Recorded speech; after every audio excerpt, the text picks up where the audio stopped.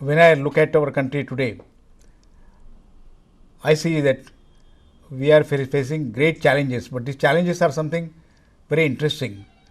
What we are facing today is great paradoxes of unprecedented proportion.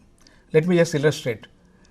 On one side, we are undisputed, I think, power in the information technology, the knowledge technologies. Another side, in India, we have the largest illiterate population of the world, even today. 30 crore people do not know how to read, forget a functional literacy. Now you look at that, the world looks at it as great IT power, and we are facing the problem next door, right here. For example, this is the IT tower. The next door you are facing the problem that people don't know how to read and write. Another side, if you look at it, we have great infrastructures being built across the country, great roads and airports, and I think we have almost like of international dimensions. On another side, our sprawling cities, the large urbanization that is taking place in our country, which is living like 30 to 40% population is living in the slums. Right here, right in this city, right in Mumbai, in Pune, in Delhi, everywhere. And the people are living in total dismal conditions. We have become from nothing, almost like 4 decades back, when we embarked on the nuclear program, nuclear reactors for our power and for solving our energy problems. Today we are the largest producer of heavy water, but we cannot supply safe drinking water to our population. This one. We have problems of agriculture.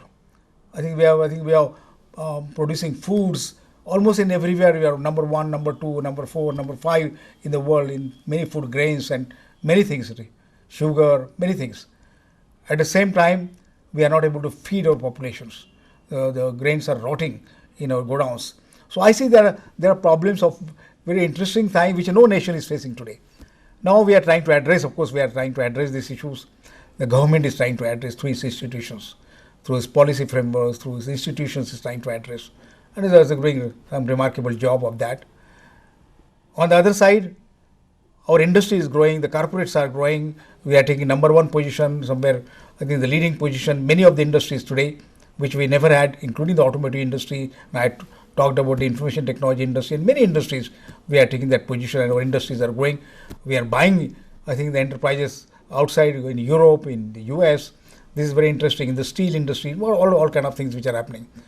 On the third side, there are a lot of NGOs which have come forward. I think there are a lot of well-meaning NGOs which are trying to address these issues of these burning problems of India, and they are addressing them their own ways. The scientists are challenged in the laboratories, and they are coming out with innovative solutions sitting in the laboratories and are trying to address these issues.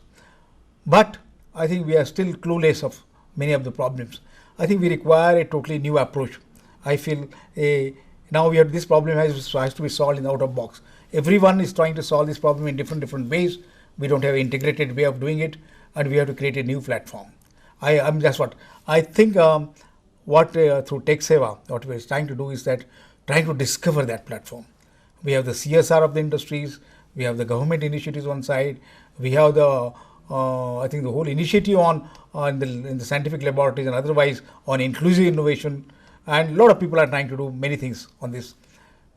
What is required is a new approach to really serving the society, what we call, that's why the serving the society, the whole dimension of Seva, which comes in this one through that approach.